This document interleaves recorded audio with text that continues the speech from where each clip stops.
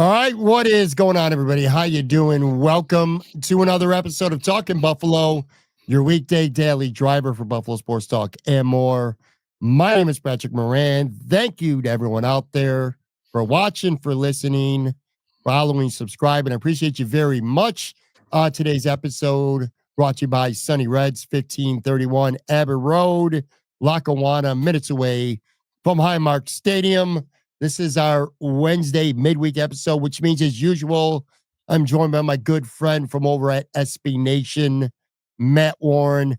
What's up, Matt? I'll tell you, you know what? I am so tired of doing the same corny intro to this show.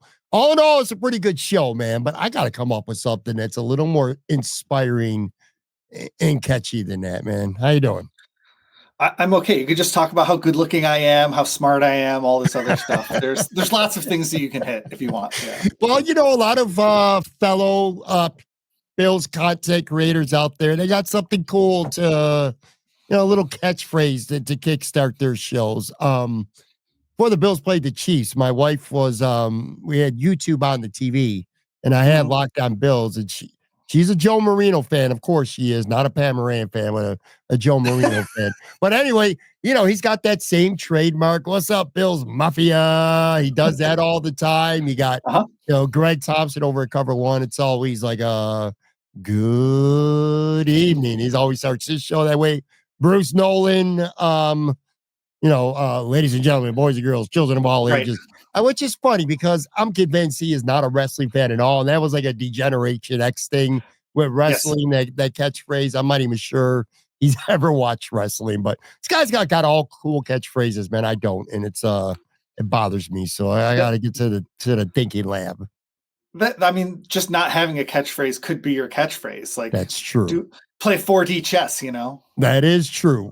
So today's episode, I want to focus on several offseason, we'll call them dilemmas, tough decisions that Brandon Beane may have to make. Some of them involving what players to keep, some of them involving what players are worth extending, what kind of priority that you want to have, some other stuff like that. That's going to be the premise of today's episode.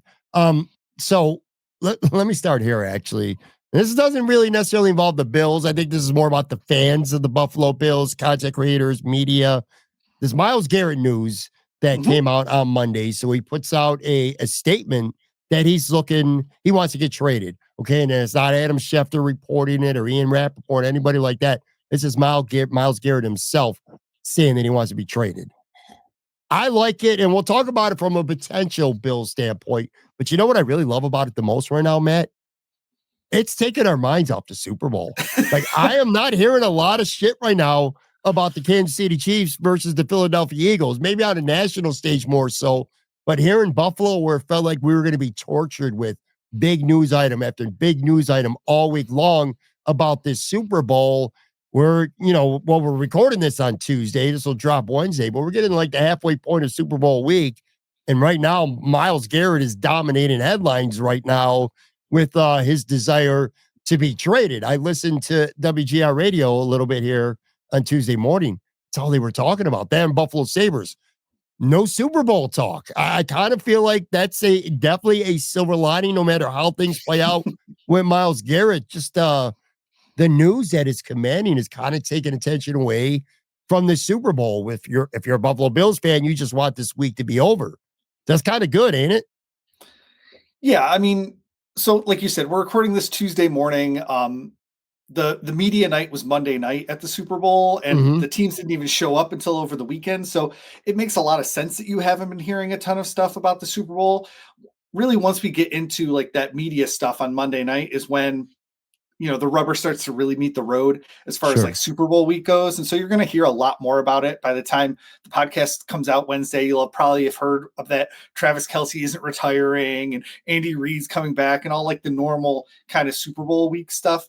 But yeah, the timing of it was super funny because he released it like early Monday morning. And then all the Super Bowl stuff happened like in the afternoon, like, or started to pick up in the afternoon. So it's like he couldn't have announced this last week and given us like literally an entire like 3 days of content before even the Yeah. Super Bowl stuff picked up. Well, even if it's just a day and a half of news domination. And Oh look, in yeah. some other markets, not a big deal. There's some markets where Garrett Miles is not coming to your town. He's not coming to play for your team, even if the Browns trade him. So in other markets, it's not big news at all. But obviously in Buffalo, that is seen as very big news, and for very good reason. So Mhm. let's start here. This was not so I like to send Matt like a little bit of at least some bullet points. Like this is what I want to talk about today. This is going to be the central premise. And like I said, this is a Bills kind of off-season dilemma for Brandon Beane and his staff type of episode. Yesterday, I spent the entire show talking about so many great things that happened during the 2024 season for the Bills. Today, kind of shifting gears a little bit. I think there's going to be some tough decisions to be made. Suddenly, and this was, I said this to you before the Myles Garrett news broke. Now, Myles Garrett is in the mix. So I need to start by Mhm. asking you this as it pertains potentially to him getting traded and at least possibly the Buffalo Bills. You would certainly think that Brandon Beane's going to have at least some form of interest in a player, the talent level of Garrett. What are your initial thoughts upon hearing this news? I know that you put up something too on SB Nation as it Mhm. pertains to like contract status and things like that. What can you tell us about that? And what are your general thoughts about the potential of a guy like him coming to the Buffalo Bills? Sure. I mean, I wrote it up for Buffalo Rumblings too. I don't think it's a crazy move. I think it's definitely possible. But like when I say it's definitely possible, I'm talking like, there's 32 teams that want him. So if you just divide 100% by 32 teams, like it's the 3% chance, right? Like it's Mhm. the Bills probably have a better than 3% chance of landing Myles Garrett, but it's probably not much higher than that because I think it's more likely he ends up just staying in Cleveland. He said he wants to go to a contender, which obviously Cleveland has not been. Buffalo has been. He would obviously get Buffalo over the hump on defense and just be a game wrecker on their defensive line. He really is the perfect player to put into that Bills defense to be like the marquee player on that side of the ball. The contract implications, like right now, he's only scheduled to make, I think, like 25 million per year over the next 2 years. Or maybe it's a little bit less than that. Yeah, it's a little bit less than that because of the signing bonus stuff that was already paid by Cleveland. He will immediately come to a new team and sign a new deal. So he'll be making like $35 million or more per season on this new deal. But he's only 29. So, a 4 year, whatever, 100 and whatever it is, $30 million deal. Like it's a legitimate, huge contract. Needle mover. Like we talk about Chris Jones with the Chiefs, on the other side of the football from Patrick Mahomes and Travis Kelce as their needle movers. It would definitely be that type of move and impact your team for years to come. So I definitely think it's possible for both the Bills and the Browns and for Garrett. So I'm not ruling it out at this point, which is saying something. Well, let me say this. The day before this broke out, I think it might have been over the weekend, or actually it was earlier on Monday morning. I put out a tweet um, just showing respect to Chris Jones. I love Chris Jones. And I Uh-huh. said he may be my favorite non-Buffalo Bill player in the NFL. And I talked about him just being such a great player, such a great big game player, just a passion for the game. I mean, you see him in tears half the time during an anthem before big games. He loves the game of football. He's so good at it.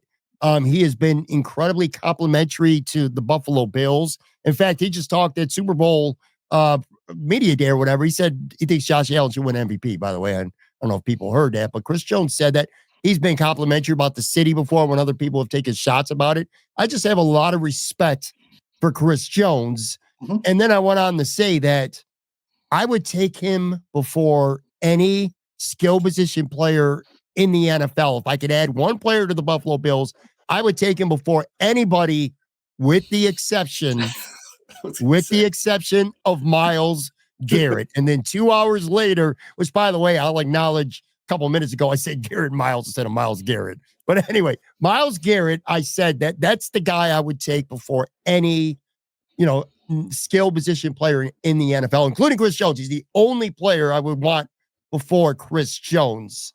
Here's the problem, though. To your point, just because he wants to be traded doesn't mean he will. That's for starters. And secondly, some people are ready to get hurt again because every year it feels like there's a player.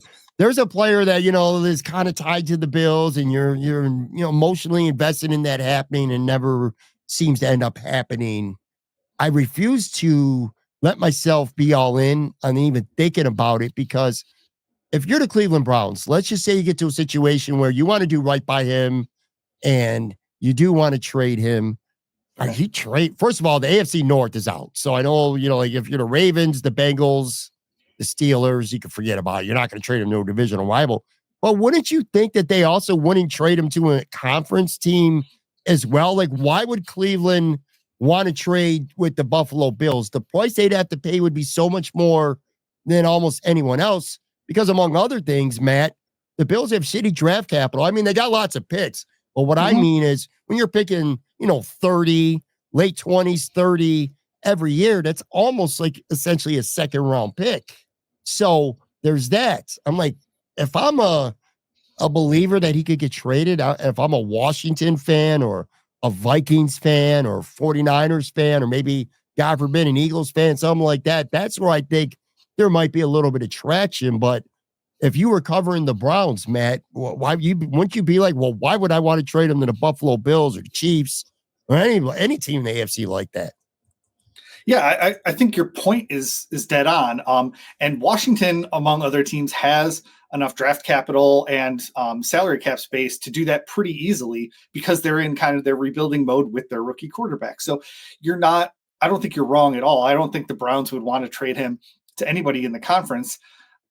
At the same time, Cleveland is like kind of on the cusp of that like full rebuild mode. They went all in on Deshaun Watson. It failed miserably. Sure. And now, like, do you think Myles Garrett is going to be making a huge impact on your team, 2 or 3 years from now, when, you're back to contention if you're the Cleveland Browns? And I mean, so they might just take what they can get from it if the Bills like offer, a much better package than, say, an NFC team. But I think your point is very valid. And our Dogs by Nature Browns reporter Jared Mueller pretty much said the exact same thing in his articles about potential landing spots for Garrett. My good buddy from over at WGR, Nate Carey, was tweeting out some stuff, and he said there's a side, a contingent of fans, I would say a minority for sure, but that have concerns about trading for him. And he's like, well, you signed the guy for 5 years, and he's not going to be great for 5 years, and then you're kind of on the hook for some money, And my thought was, if you win a Super Bowl in the next 2 years with Myles, he could fall off the face of the earth in year 3. Like, he could fall off a cliff. That was what Nate said. He could fall off a cliff after 2 years. That's what he would be concerned about. I'm like, win a Super Bowl in the next 2 years. That's the goal. He could fall off a cliff bigger than Niagara Falls in year 3. For all I care, he got you the Super Bowl, and that's what ultimately it's all about. Do you subscribe to that theory that, because you are going to give him a new deal, like you just said a few minutes ago, that maybe, as he gets older, 2-3 years from now, he's not the same player, and you're either going to be kicking a lot of money, kicking that can down the road and paying for it ultimately, or you're going to be stuck with a bad contract, which unfortunately the Bills have been stuck with a couple bad contracts for a while. They've reworked some of them, but still, they're still bad contracts. Do you have any buyers beware at all when it would come to acquiring a player like Garrett? I don't. I agree with all of them. If they won the Super Bowl, I don't think anybody cares. I don't think anyone's faulting the Rams for trading away all their picks, including a second rounder for a half a season of Von Miller, because Miller stepped up in the Super Bowl in the playoffs and played really, really well. So I wouldn't like necessarily be worried about that. He's 29. He's got at least 3 good seasons left. If 3 good seasons. He's got at least 3 great seasons left. Assuming he doesn't get injured. He's been very durable. He's been very consistent. It doesn't worry me as much in this age range from 29 to like 33. If we start handing out like 7-year contracts, that would probably worry me. But I don't think that the next 3 or 4 years is going to be that big of a drop off for Myles Garrett. I'm going to tell you this too right now. Like last offseason, I understood the methodology of Brandon Beane. You want to clear the deck, so to speak, and set yourself up for the future and get into the AFC Championship. For a lot of people, including myself, kind of felt like you were almost playing with house money just because that wasn't the expectation. Maybe it was the expectation in one Bills drive all along, but for us who talk about the team, fans who love the team, I feel like it was a very welcome and pleasant surprise. Okay. I can tell you right now, we're at the beginning of February. This year, my mindset is different.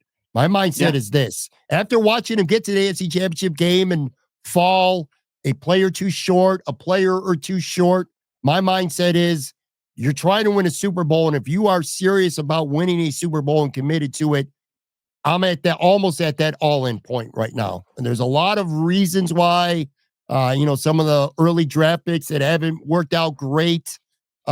Knowing how close you are to beating the Chiefs, but not being able to get it done when a situation arises where you could get a potential an opportunity like this to go get somebody like that. There's almost no price that you won't pay to do it. At least that's the way I feel like I want to see the Bills operate. Like, I know it's always about the future as well, and I'm not saying to completely throw the future in the trash to try to win a Super Bowl in 2025, but I want to see a commitment right now to this team being all in. And don't pass up on a guy like that because you got younger guys that you got to pay, things like that. You get what I'm saying. How do I do this? I kind of want to segue. We were talking about Milano first. We'll get to Matt Milano. Let's kind of segue Greg Rousseau into all this, okay? Okay. Let's say if the Bills were to trade, if they were to trade for Garrett, okay, and Rousseau's not part of the deal, okay? They just want draft capital. The Browns don't want a potential $20 million guy 2 years from now, $25 million guy 2 years from now. How would you go about with Greg Rousseau? Like, if you go trade for Garrett, you're saying goodbye to a second contract for Greg Rousseau, correct? Or are you not? Not necessarily. I mean, I ideally you have, especially because the Bills say they want to build through the defensive front four. And so if you have, a sizable contract for Ed Oliver, a, massive contract for Myles Garrett, and then you have another really big contract for Greg Rousseau, I think you can get by if you're saying to yourself, we're going to build through the front four. It might mean saying goodbye to a guy like, well, certainly Matt Milano eventually, but it'll mean saying goodbye to like Christian Benford, maybe. It'll mean saying goodbye. Well, Terrell probably potentially. Maybe his number, I think, is going to be a lot lower than people think. But like, if you're going to invest, say, a high draft pick on your, one tech defensive tackle, the space eater guy in the middle, like say a third round pick or something. I know they already did that with Dwayne Carter, and that hasn't necessarily worked out yet. But like, you can see how they can backfill that. And the depth. The issue I have with paying 3 top of the market guys, Oliver's not quite top of the market, but he's up there, with 3 top of the market guys in your front four, is that they're only playing 60 to 65% of the snaps in Sean McDermott's rotation. And so now you're taking a lot of that money off the field on a consistent basis. So I'm not 100% sure you would want to tie up that much money in one position group, but I mean, I would be super excited to put Greg Rousseau on the other side of Myles Garrett and just let them wreak some havoc. Let me say this. Brandon Beane kind of denied. He said, you don't build a team to beat one team. And not that he was wrong. You don't just build your team to beat the Kansas City Chiefs.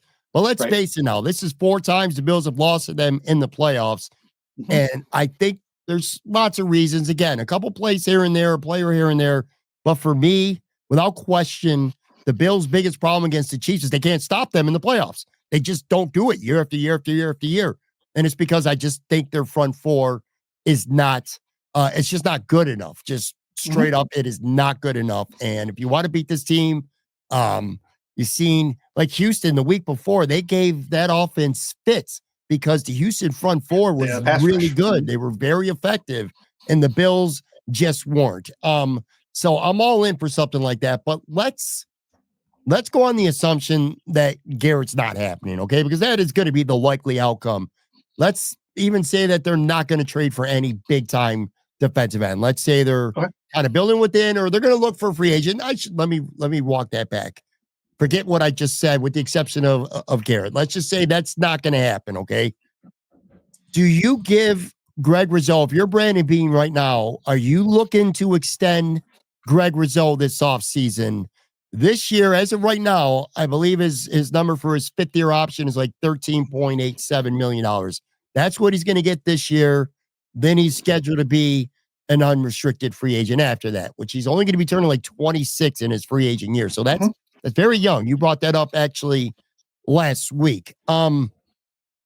Are you looking to make it a priority right now, like going into this offseason before the start of the 2025 season? Are you looking to extend him? I have some reservations that maybe I didn't have a couple weeks ago. I'm just going to say that, but I want to know what you think right now. What would you be doing right now? What do you think Brandon Beane will do right now?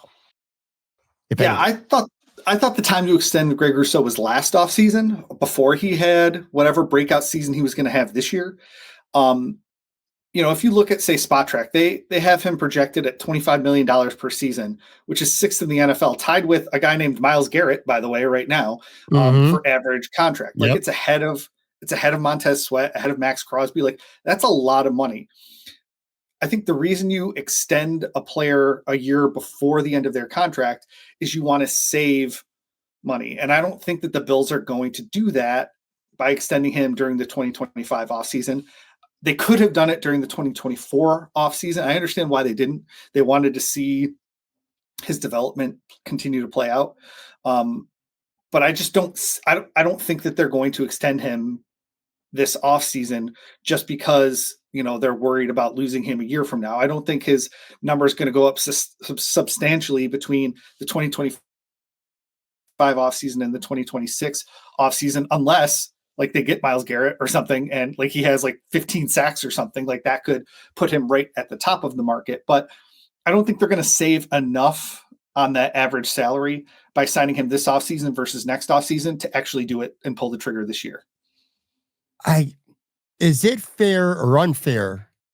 I should say, is it unfair to let one game kind of skew your long-term vision of somebody? Because for me, I go back and I've watched that Chiefs game a couple times, and it is scary to me how irrelevant and what a non-factor and what a mistake-filled game it was for Greg Rousseau on the biggest stage.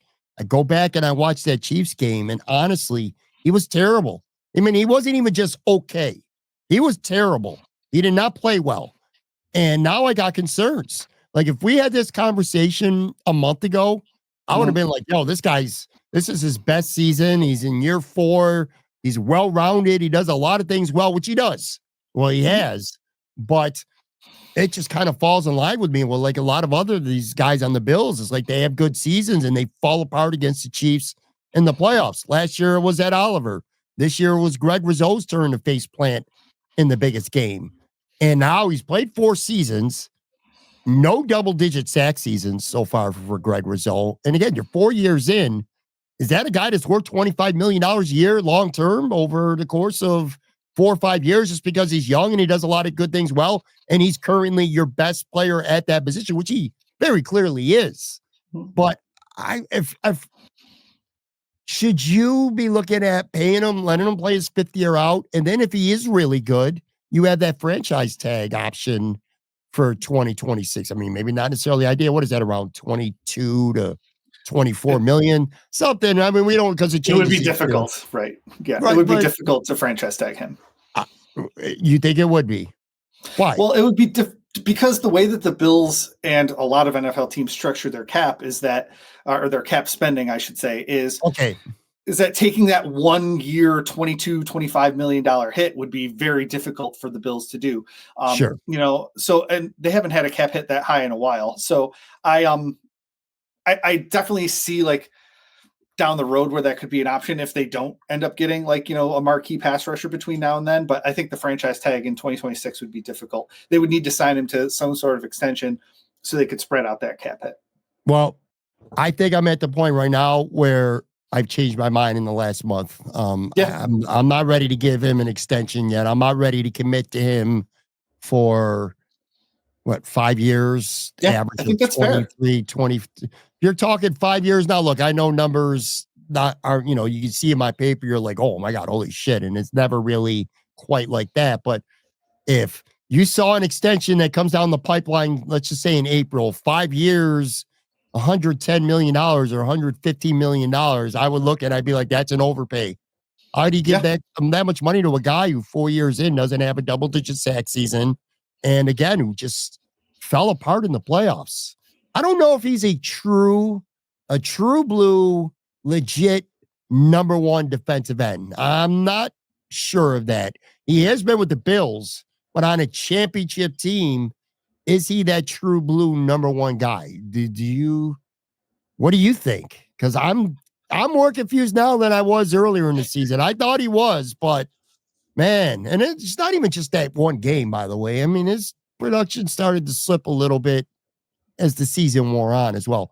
I got concerns about giving him big money. I guess that's my long-winded way of telling you that. Yeah, that's a fair take, I think. You can get by with guys making, $10-15 million a year. I mean, we saw what Leonard Floyd could do, in his one season in Buffalo, and he had another nice season in San Francisco. Like, there's guys out there that you can get by with. Like I said, I think the best time to extend him was probably last offseason, but I understand why they didn't do it.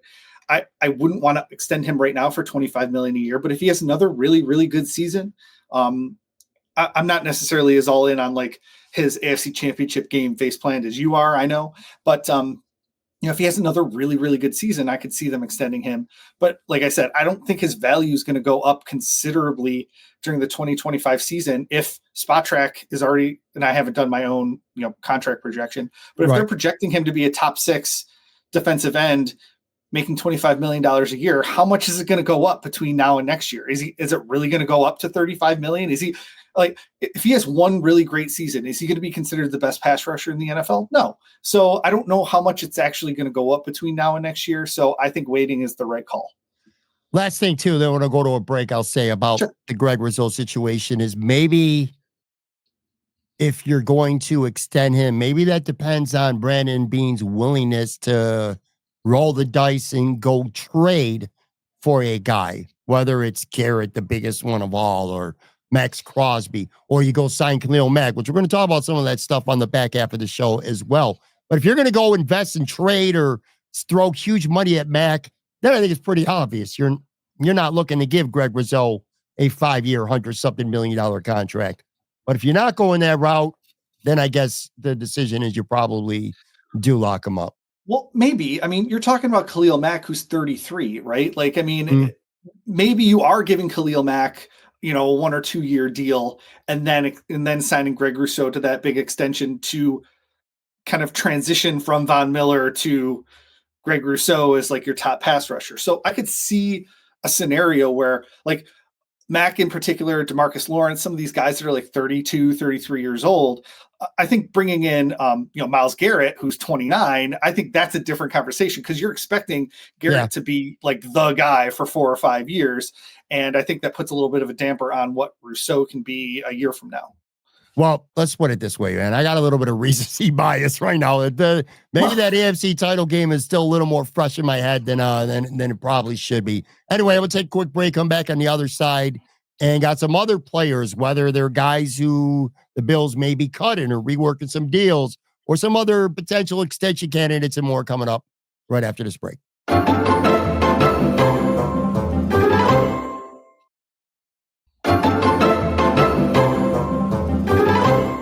All right, I am back here with Matt Warren from SB Nation, and we are going over some at least potential offseason dilemmas that the Buffalo Bills are going to have to face in their roster personnel and decision-making. One of them, Matt Milano. So let's have a quick conversation here about Matt Milano. Sure. Do the Bills move on from Matt Milano? He's going to be 31 this summer. And I looked at the cap number, and I'm not a big cap guy. So let me just make that real clear to you. All right. Sometimes I like to make decisions not based on the cap because I don't pay enough attention to the cap, and maybe I should.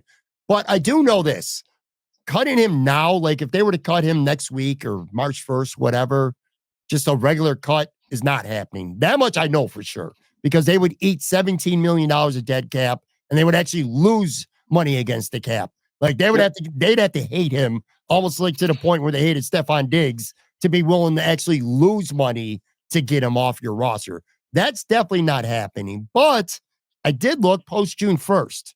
They would eat $6 million of dead cap roughly, and they would save over $9.5 million.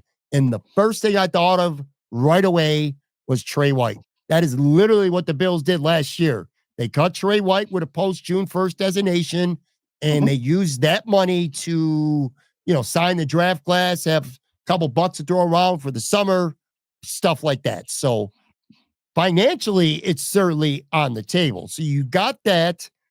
You also have the fact that Dorian Williams, who started a lot of last year, is going into year 3 now. And if Matt Milano stays on this team, you're kind of, short of an injury. You're blocking Dorian Williams from being a starter by Milano's remaining on this team. You could say, you drafted Dorian Williams on a day 2 pick, the 3rd round pick, and it's year 3. He looked pretty good as a starter last year. He's younger. He's cheaper. He's more durable than Milano's been.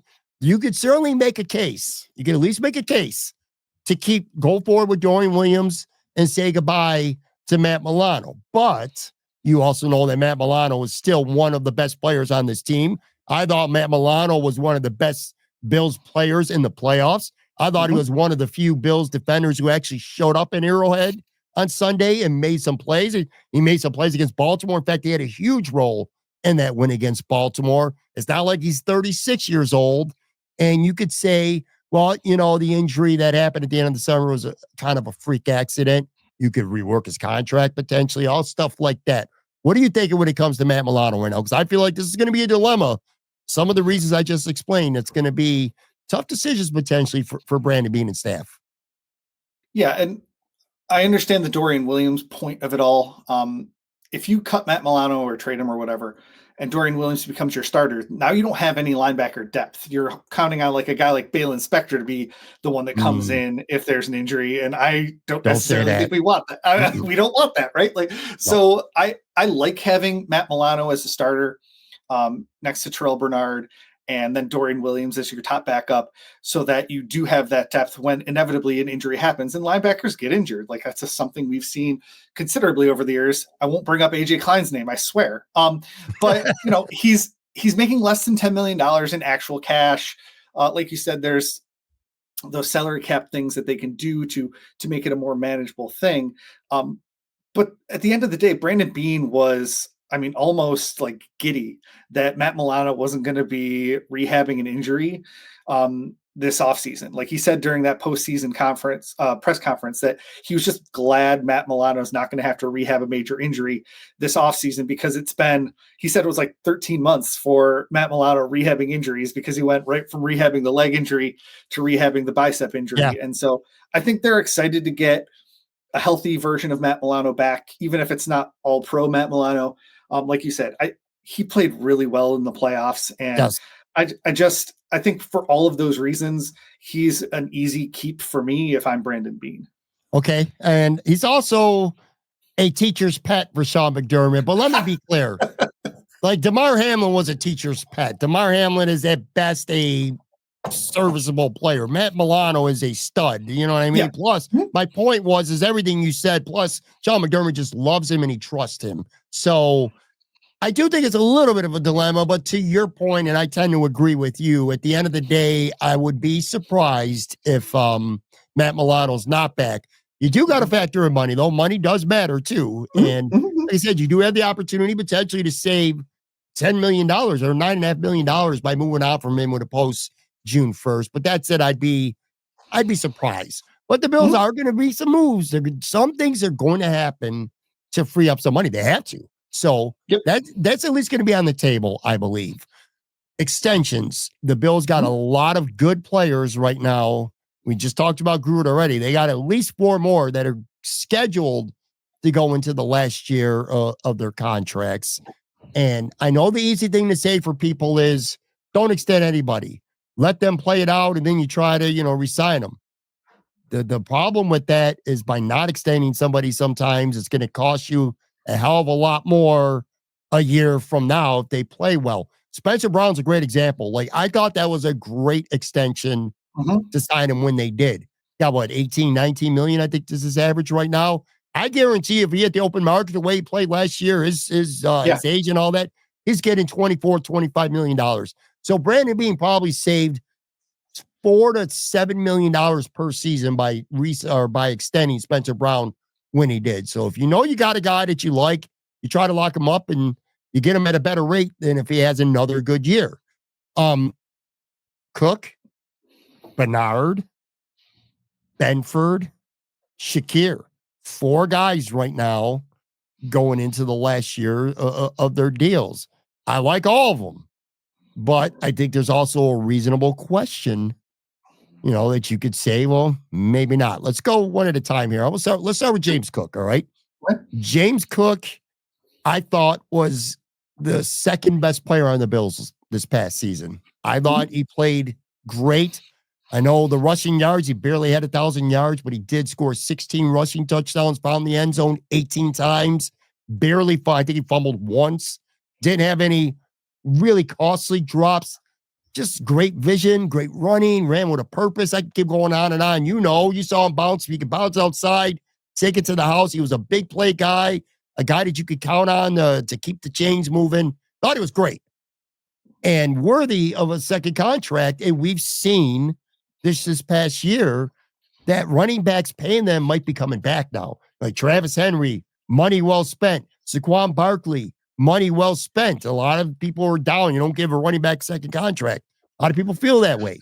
James Cook feels like he's been worthy of it. But do you give big money to someone a second contract to a guy who only plays about 50% of the snaps? Because that's what has been with the Buffalo Bills. They got that committee. He does a lot of things well. Pass blocking ain't one of them. So that gets him off the field at times. And only 5 guys in the NFL are averaging $10 million, 5 running backs, $10 million per year. McCaffrey, Taylor, Barkley, Kamara, Jacobs. I think that's what I saw on when I was doing my research. So you're, maybe not 10, but is this guy worth $9.5 million a year for another 4 years? What are you thinking right now? What do you think Brandon Beane is thinking right now? Well, I'm on team not paying running backs, so I've always been under the assumption that James Cook was going to be gone, like Devin Singletary before him. Whether it's fair or not, you also have to look at James Cook's brother Dalvin and how after like 5 seasons he kind of nosedived. I know they're different players and they play a different style, but I think it's at least fair to have that conversation. And that's why people stopped paying running backs in the first place, or guys like Dalvin Cook, who had 5 really, really good seasons or 4 really, really good seasons, and then just kind of fall off as their career goes on. Now, to your point, James Cook plays fewer snaps than a lot of those guys that we've seen. But, again, if you extend him now, the same conversation we had with Greg Rousseau, if you extend James Cook now, are you really going to, lock in a good value on him at $10 million or $9.5 million per season? I don't think so. That's already top 6 money.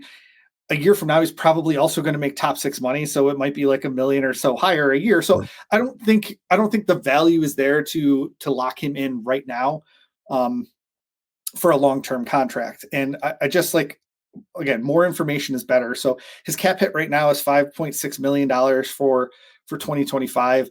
Let's see how that plays out. The franchise tag could actually work at the running back position because it's a lot lower number than the one we talked about with Greg Rousseau. So I'm totally fine, kind of waiting and seeing on all of this stuff. This is probably the year, knowing Brandon Beane, that he spends a 3rd round pick or a 4th round pick on another running back to start throwing in there anyway, because that's what he's shown he's going to do when he drafted James Cook. Obviously, that was a 2nd round pick, but he drafted James Cook to take over for Devin Singletary, who he had drafted to take over for, it's how he works with his roster management.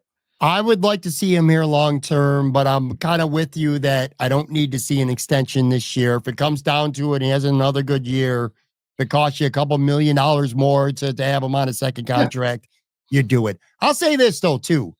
I said it almost as a negative that he only plays 50% of the snaps, and there's some validity to that. But, when you brought up his brother, I'm like, well, you're right. But, Dalvin Cook was a cowbell running back who was a workhorse and kind of got worn some, all those carries over the course of 4 or 5 years. You could also make a case that by not running the ball as often and not being on the field as often, that James Cook's going to have fresher legs than the average 5th-year running back in the NFL as well. So there's a case to be made for that. But yeah, I don't think I would, even though he was a great player, I'm not necessarily making him a high priority to extend this offseason, which was what this episode is about. That said, I ain't going to be mad if they do, though. I'm not going to complain if Cook does get locked up. Terrell Bernard, a great player at times. And I'm going to say at times, okay, I thought last year, 2023, I thought it was obviously a breakout year. I remember, man, I have some really dumb summer takes, preseason takes, training camp takes. But saying that Terrell Bernard was trash at summer camp in 2023 is right up there among my worst. I was like, this team loses Terrell Edmonds, and they got freaking Tyrell Dodson and Terrell Bernard in a battle for training camp or for a starting job at camp in the preseason. And then Bernard gets hurt, doesn't even play in the preseason. They hand him the job, it felt like at the time.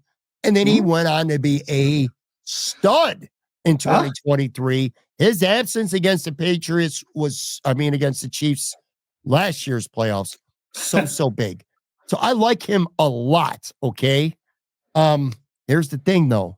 I'm worried about his durability. He seems to get banged up a lot. There's a lot of players on the Bills that seem to get banged up a lot, or at least a cluster of them.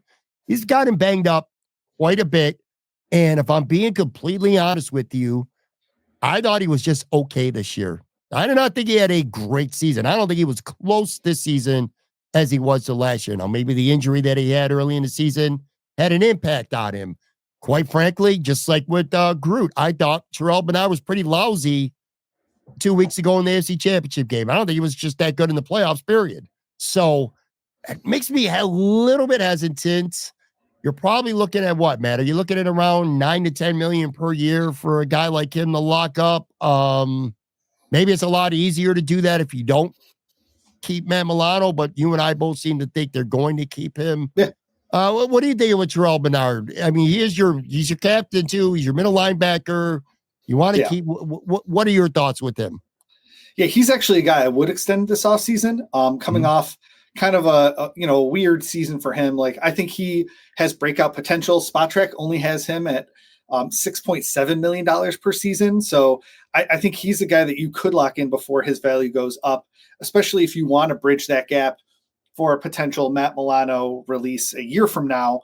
You can have, you're going to have Bernard and Williams for the, foreseeable future. So he's probably the one guy of all the guys that we're going to talk about today that I really do think there's a strong potential that he could get that contract this offseason.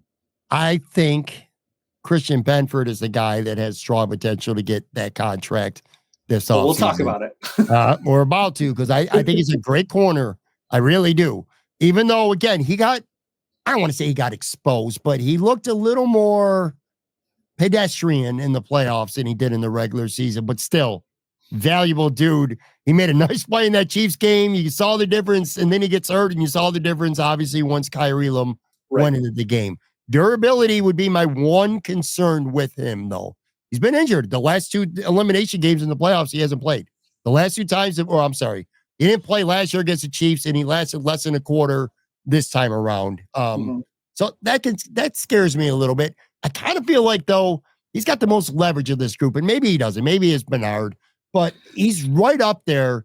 But here's the thing.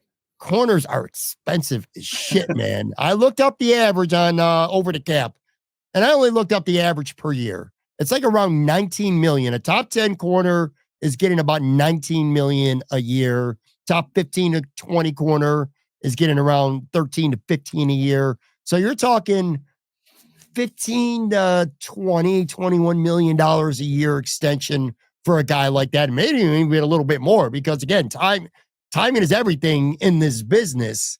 So that's a lot of money. No Pro Bowls. We know how good he is, but again, no Pro Bowls, stuff like that. But I kind of feel like he's got the leverage. To me, he's got the leverage because you already need a cornerback too. Rousseau Douglas, who knows? We're going to talk about cornerback two in just a minute here, but he's far and away your best corner, and there's nobody else in the same stratosphere on this roster right now. You don't lock him up. In the next 2 years, you're going to be replacing and redoing that entire position without him. What do you think? Yeah, he has the most leverage for a holdout. We haven't seen a holdout in Buffalo, like a legitimate holdout for a long time. So he has the most leverage for that. But like you said, he's still under contract for 2025. He's not making a ton of money. He's a late round pick, but it's adjusted up because of how much he's played, playing time incentives. So he definitely has leverage to hold out. I don't think he's got a ton of leverage for demanding some huge contract. Spotrac actually has him at $23 million per season, which would be the third highest in the NFL in terms of average for cornerbacks. I keep saying, you sign a guy a year ahead of free agency to get a deal on a guy. And if you're giving him $23 million a year or $20 million a year to make him a top 10 cornerback, I don't think you're getting the deal that you want to make the deal this offseason, if that makes sense. And so I'm, again, perfectly content waiting a year because if he's already going to make $20 million a year, how much higher is it actually going to go if he has another really good season this year? Probably not too much higher. And so because we can't lock in the value like we did with Spencer Brown, I don't think that there's really a reason to do it this offseason. You're probably right when you say if you wait another year, how much higher can it go? But I will say this, if you really like a player and you really want to keep him and you do let him get to the market, it does become dangerous because it only takes one psychopathic team to do something nuts. It only takes one Jacksonville Jaguar team or one division rival New England Patriots team that's got like a gazillion dollars in cap room, to go on and say, we're going to give this guy $26 million a year. No, something like that. And you're like, well, I had him valued at 20 to 22.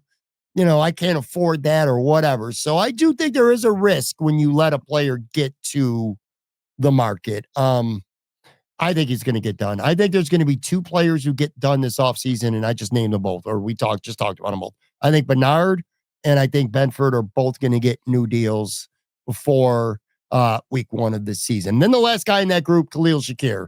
I love Khalil Shakir. He's a really good player. But I don't know. I looked, it's tough to really find even a contract that would fit him. Like maybe 3 years, like 15 million per year, something like that. That would put him around like the top 25 to 30 per year, average. It certainly doesn't seem like a bad deal, but there's like, how irreplaceable would he be? If you were to lose him, having a full off season in a draft to address that, as opposed to having to get a brand new starting middle linebacker or a brand new starting cornerback. It doesn't feel like it's as hard to replace. But look, this team already lacks weapons as it is. So in the passing game, you really want to risk losing him. Obviously, Josh loves him. What are you thinking when it comes to Shakir? Yeah, Shakir's a deal that I could see the Bills getting a discount on. I think he's more valuable to the Bills than he will be to other teams. Just because of the type of position he plays and the rapport he has with Josh Allen and Joe Brady and all that stuff. So, Spotrac has him at $19.4 million per season, which would be 21st in the NFL. That's a lot for me. But if you could get him for, like $14 or $15 million per season, obviously he's leaving a lot on the table and his agent's not going to want to take that if he looks at Spotrac and sees all these other comps. But I think it would be actually beneficial for both sides to do a 2-year extension. So he's here for the next 3 years, at something like $35 million total, over those, 3 years. Obviously, well, it would be like 38 if you add in his current 2025 salary. So I think that would probably be beneficial just because I don't think he's necessarily going to get that $20 million a year deal on the open market a year from now. So he's one I could see getting done.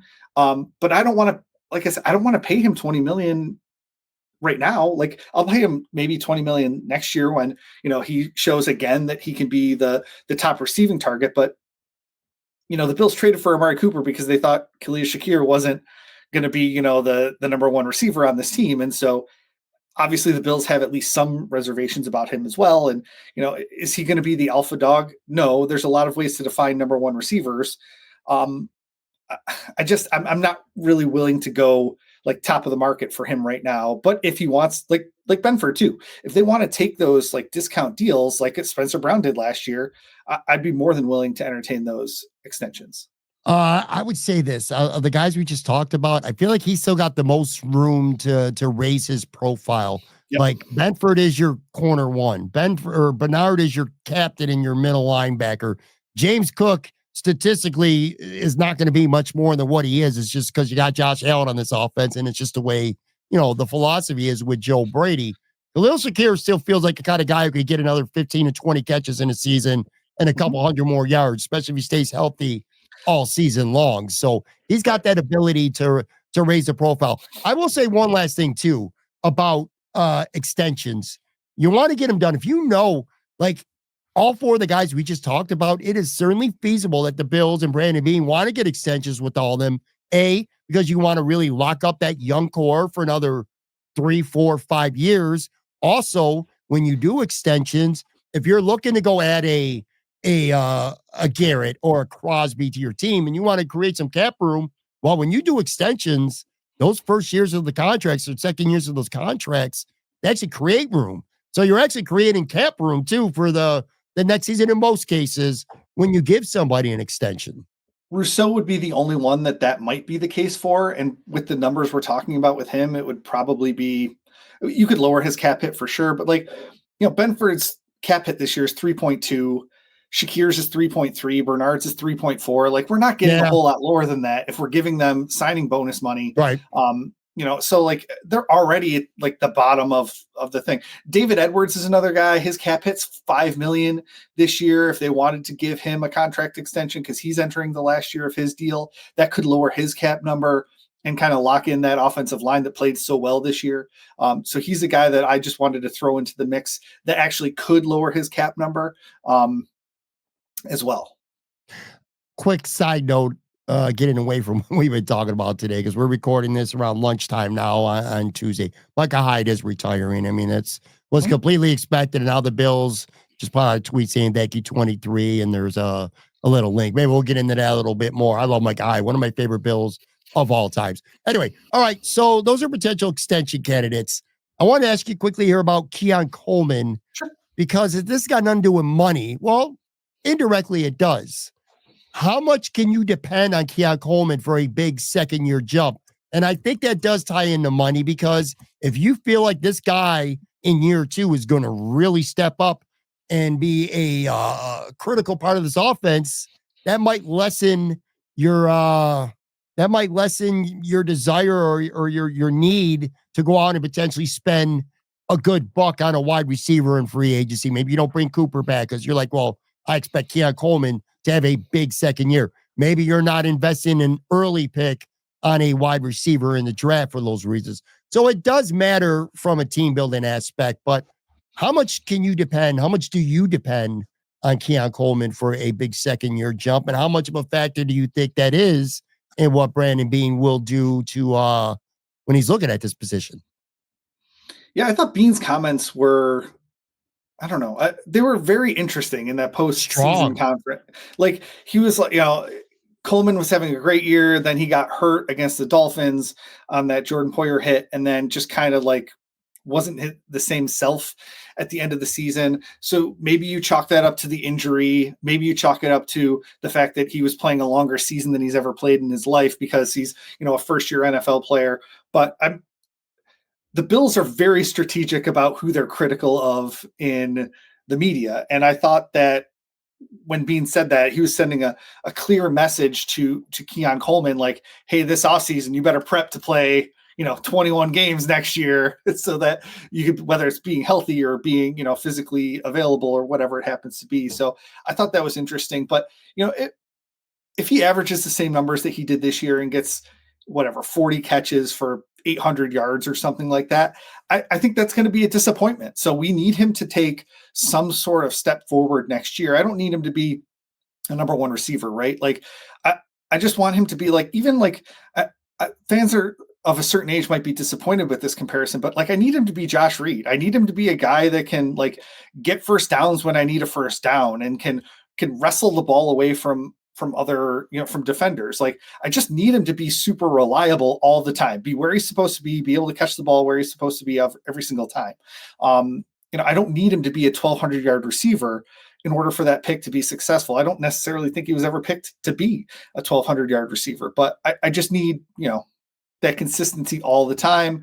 And, Brandon Beane pretty much said the exact same thing at the postseason press conference. Yeah, he was disappointed in him not coming back from injury better. He thought that he was nowhere near the same player after he got injured. I did find that pretty telling. Look, I'm going to be completely honest with everybody here. I am very much concerned about multiple things when it comes to Keon Coleman. I think he's the type of player, what he does well, I think he will continue to do well, and he might improve at what he does well. But things that I don't think he's that good at, I don't know that he's ever going to be really that good at. But there's lots of things. Going all the way back to the beginning of the season, too, I'm a little bit concerned. I know it could just be a one-time rookie thing, but he got benched in week 3, that first quarter in Jacksonville for reasons that the team didn't want to explain. That kind of like my eyebrows raised up a little bit coming back from the injury. And again, Brandon Beane literally talked about it. He struggled coming back from that injury. He was not the same player. That concerns me. I think he's a very limited route runner. He's not very good at separation. Those are things that concern me for this type of football team, especially. Now, again, he could go get you that jump ball. He could, you could run fades to him. Just don't do it on 3rd and goal. That was against Trent McDuffie. I mean, what are we thinking here? You know what I'm saying? But like we saw it against Seattle, he could go up and get those. He could be that type of player for you. I think he's a pretty damn good blocker, at least when he's healthy anyway. And he's really good at improvising. Things break down. Him and Josh get on that same page. He can make big plays. He averaged 19 yards a catch this season. That's phenomenal. He's not the guy who's going to get open. It's 3rd and 6. You got to catch a hot read. It ain't going to be the Keon Coleman very often. You know what I'm saying? I don't want Brandon Beane to put too much stock into the growth and development of Keon Coleman. He certainly can, but I feel like as long as Matt Collins is back on this team, him and Keon in some ways are a little bit similar where, Shakir is a completely different type player. Cooper's kind of a different type player. I don't want to see them not address receiver. Don't just assume that Keon Coleman is going to have a major step in year 2 and that you could pretty much ignore it. Don't just, draft a receiver in the 5th round and be like, all right, that's all we're going to do with this team. Again, big play guy. I'm not getting rid of Amari Cooper and then not addressing it. That's what I'm saying when it comes to how I feel about the potential that I see in Keon Coleman. When we went into the 2024 season with Coleman and Curtis Samuel and MVS and, Khalil Shakir, obviously, like we knew that it was going to be like those growing pains, right? And then they got Cooper and we're like, okay, everybody's kind of in the role that they're supposed to be. You've got Cooper on the outside, like being your like number 1 receiver. You've got Coleman being that like solid number 2 receiver. Shakir being that solid slot receiver, Mac Hollins being, your solid 4th receiver. Like it put people in the right positions.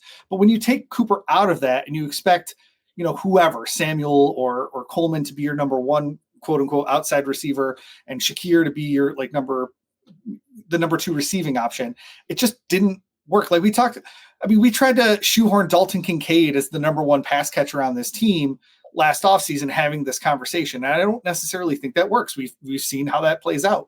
And the Bills were so desperate to get away from that situation that they traded a 3rd round pick for half a season of Amari Cooper. So to your point, I don't think the Bills can go into next year with this current group of receivers without adding another piece. And that includes even re-signing Mac Hollins on top of that. Do you try to rework a deal to bring Von Miller back, or do you say goodbye to him? You look at the contract figures again. If they were to cut him right now, just a regular cut, they need $15.5 million with the dead cap, but they would save $6.37 million, which that could buy you some stuff. I'm sorry, they Right. could save 8.3 million by cutting them, not 6.3. It was 8.39 million Mhm. by cutting them. That's no chump change. That could get a lot done. Or you could Yes. cut them post June 1st, which you're only eating 6.5 million or so dead cap, and you're saving over 17 million by cutting them June 1st. But for the people out there who don't understand, when you cut Right. somebody post June 1st, you cannot touch that money to June 1st. Until June So 1st. you Right. can't just add 17 million to your cap, be like, oh, there it is. There's your Garrett money, there's your Crosby money, or anything like that. Doesn't work that way. Not if you cut them post June 1st, unless you trade for them, or the trade goes through, I should say, after Mhm. June 1st. Pretty straightforward question. I mean, do you think this guy's back on this team? It's certainly a dilemma, I think, that Brandon Beane is thinking about right now, because he probably has some value, but Mhm. and it's just a financial thing, between him and Milano.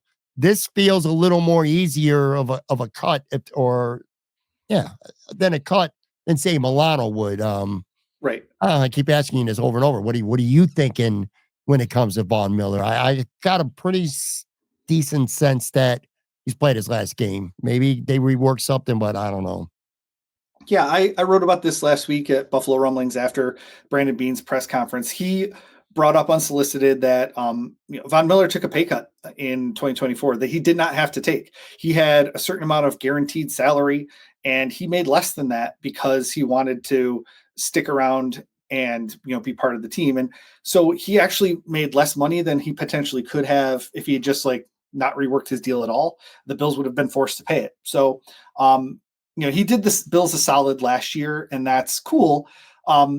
I'm wondering if Beane said that maybe to see if Von Miller would do another solid this year. Like if they lower his salary from 17 million to 9 million, and that same cap savings is realized as if they cut him. So if they cut him, they gain $8.5 million worth of salary cap space.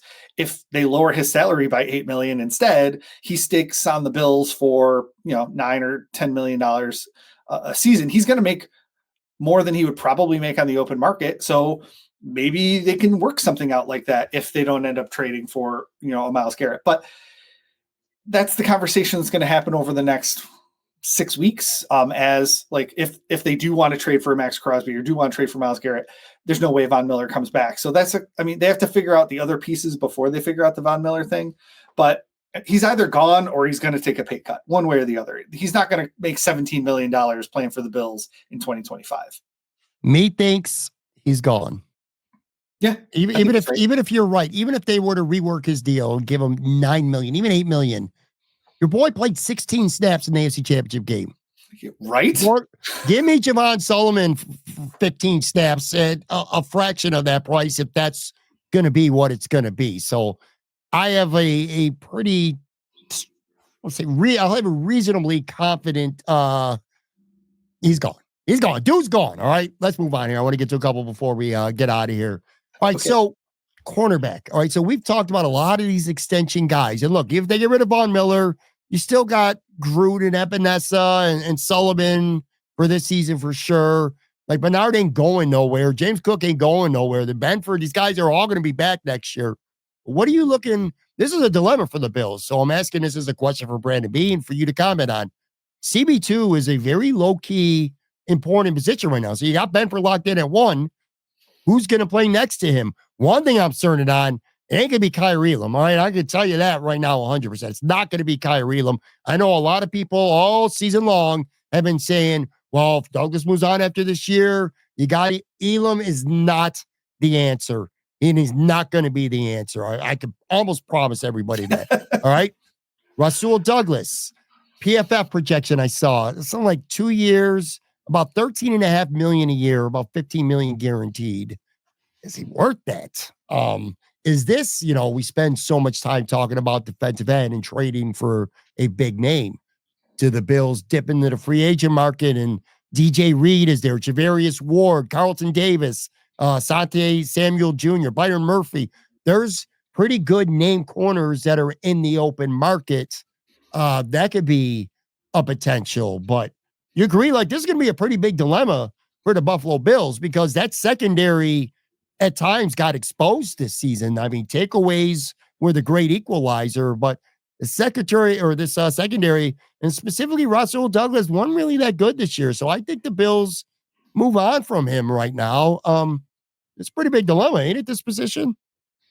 Yeah, in the roster building plan. So when they drafted Khair Elam, this was the year they were going to give him his extension to take over for Tre'Davious White's big money, and like that's how you build a succession plan at a position of great importance for the Buffalo Bills. Mhm.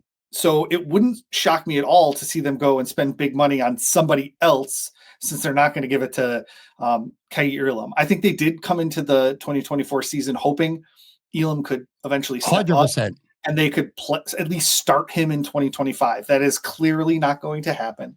But so in that like kind of roster construction multi-year planning window, this would be the year for them to sign that, long-term cornerback. And there are a couple players out there that like could fill that, like to your point, Asante Samuel Jr., Javarius Ward from the 49ers. There are a couple players out there that would fit that mold. But at the same time, like if they'd rather put that money into the defensive end position and draft another cornerback, something like that, you could see them trying to fill that multiple ways. But I agree with you on Rasul Douglas. I thought he had kind of a down year this year. It still wouldn't surprise me for them to bring him back, especially if he wanted to come back and give them a little bit of a hometown discount. $12, $13 million a year is probably his market. And so like, it's not going to break the bank. It's not top 20 money. It's Yeah. it's a fairly reasonable contract. If they wanted to do another 1-year deal for him while they draft and develop another guy to kind of replace Elam and stuff like that, they could.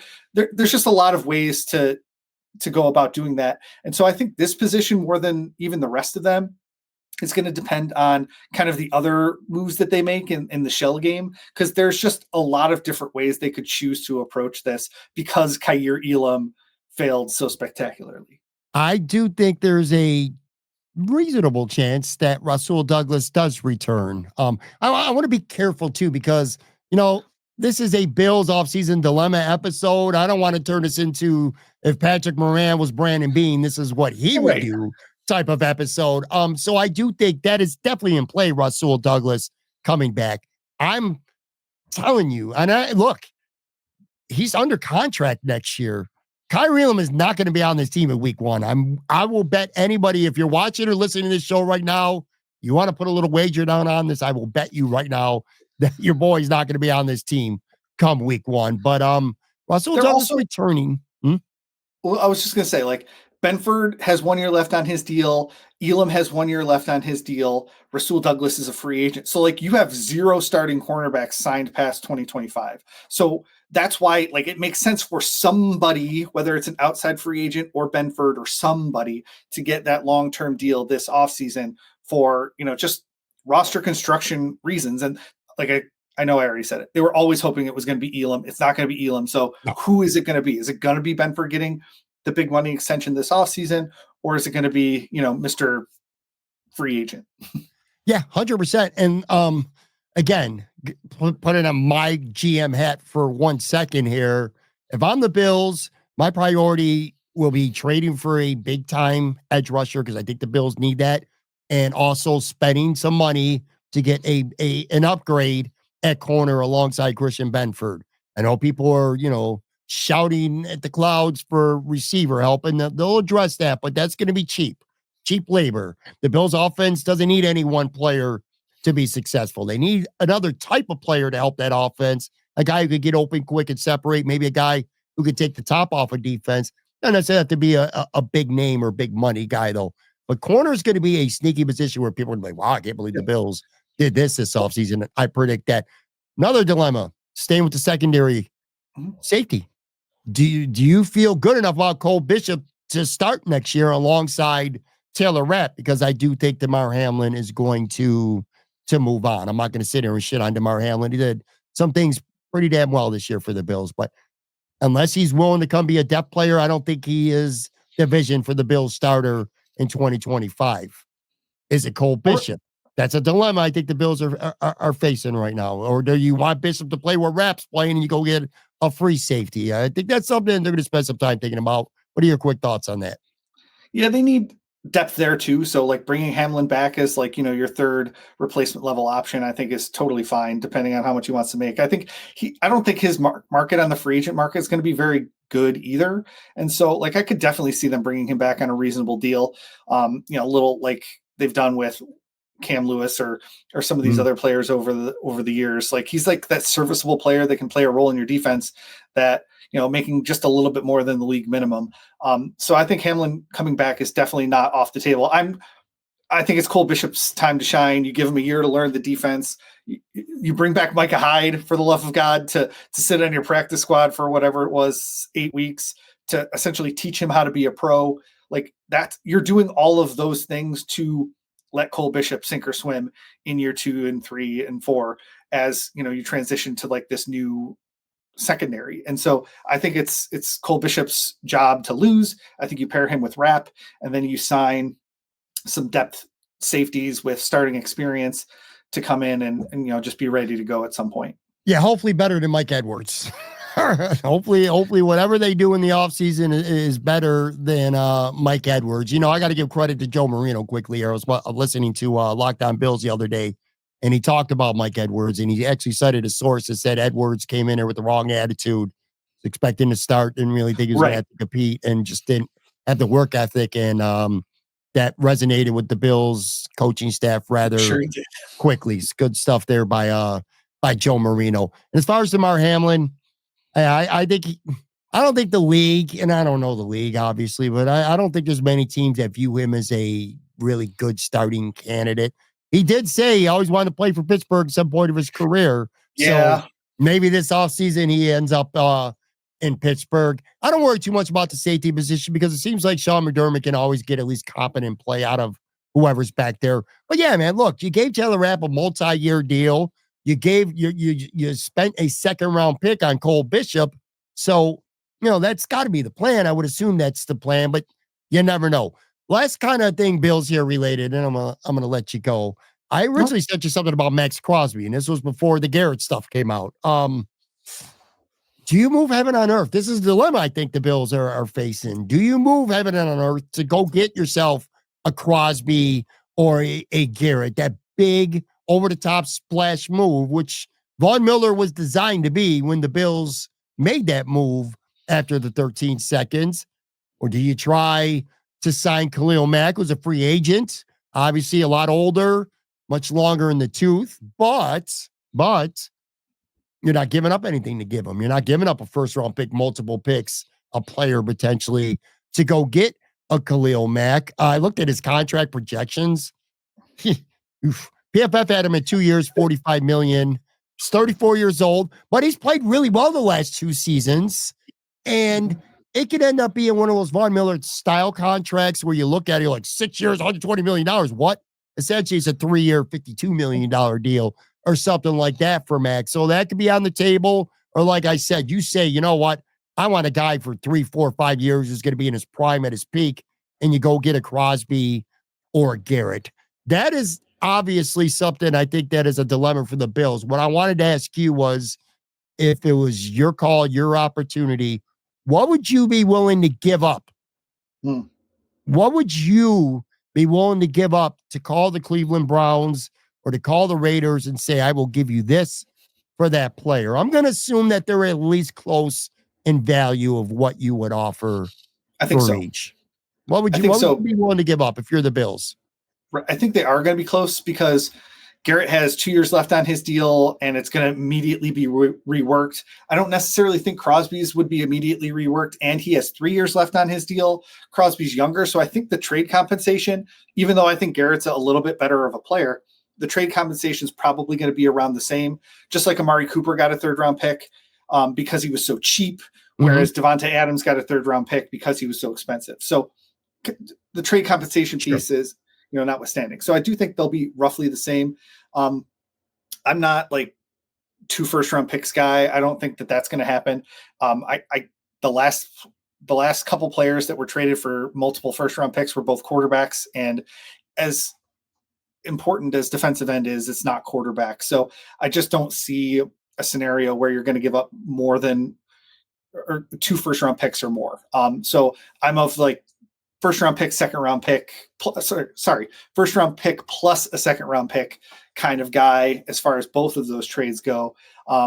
And I don't necessarily know if that's going to be enough to pry either of them away from their teams. The Raiders are in a different position because they are clearly rebuilding and don't have a quarterback and need the draft capital.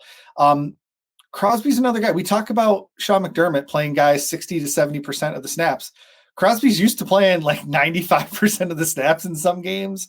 I don't know if he's necessarily going to be happy coming into a rotation in Buffalo. And so I don't know. I would love to have either of those guys on my team. Obviously, they're really big impact players.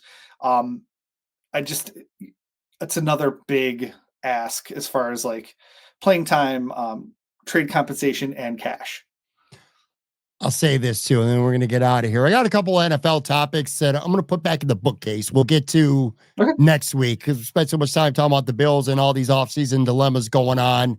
I don't give a shit about the Super Bowl. I think I speak for you as well. It's not something that we're excited about. Who is going to win, though? Give me a quick pick, though. I do want your prediction. I mean, I don't know how you can pick against Patrick Mahomes and the Kansas City Chiefs in any game ever for the rest of time. So I guess we're just going to pick the Chiefs because, I mean, deal with the devil, Patrick Mahomes being the devil himself. I don't know. But like, I find it hard to pick against the Chiefs when I was just so supremely confident the Bills were going to knock them off and it still wasn't enough to get it done. I have a lot of faith in Andy Reid. Probably like in the conversation for best head coaches of all time. Yeah. So I'll take Andy Reid over Nick Sirianni. Shout out Jamestown. I'll take Andy Reid. I'm gonna go the opposite. Actually, I do think I think Philly's gonna beat them, and I think it might be borderline one-sided. Actually, I think Philly's got all the between the running the ball with Barkley, between the tush push that'll actually work against the Chiefs, actual real tush push. And that front four, those defensive tackles that they have are going to cause some issues. Again, good defensive lines give the Chiefs fits. Let's not take away from the fact this was not a good offense for most of the year, and a good defense can expose that. So I think Philly is going to. I mean, Casey's got the advantage of quarterback and coach. No question about that. And they got Chris Jones. So that those 3 factors alone, it's hard to pick against the Chiefs, to your point, but I'm going to do it anyway. I would say this, though. Some people are going to hate this. I actually kind of want the Chiefs to win. Look, if you're going to lose to the team, lose to what's going to go down maybe as the best team ever. The team that's just in the Super Bowl every damn year. At the end of the day, you'd be like, oh, the Bills were so good, but they lost. They kept losing to the team that won 5 Super Bowls, 6 Super Bowls, whatever it may be. But I do think Philly's going to win. Back to wrap up here with my points. All these dilemmas that we talked about, you get a sense, because I know I do, until something happens with Garrett, to something happens with Crosby, this is going to absolutely positively dominate the offseason talk. Starting now, and for however many weeks, maybe it's only a week or 2, maybe it's 4 weeks, maybe it's all the way to the draft, who knows? But this is going to dominate the Bills. We're only caring about the Bills today. This is going to dominate the Bills offseason. Do they make that big move at edge or somewhere on this football team with a big trade? Get that sense, don't you? Yeah, the Garrett decision is going to come earlier than that. He's got whatever it is, an $18 million roster bonus due the 5th day of the league year. So that's mid-March. Yeah. So we'll know what's going on with Myles Garrett by the end of March for sure. Crosby doesn't have anything. He doesn't have any contract guarantees, roster bonuses, anything like that. So he could definitely be traded all the way, to the NFL draft or beyond. And so he could definitely be sucking some air out of the room for when you're having conversations about defensive ends for sure. So I'm with you. I think it's the biggest domino, at least for fans. I know the Bills are going to make their decision way before we actually know anything. Sure. But, if you're going to trade that draft capital, spend that money on one of those huge defensive ends, it's the first domino that needs to fall for the rest of the dominoes to start to fill in.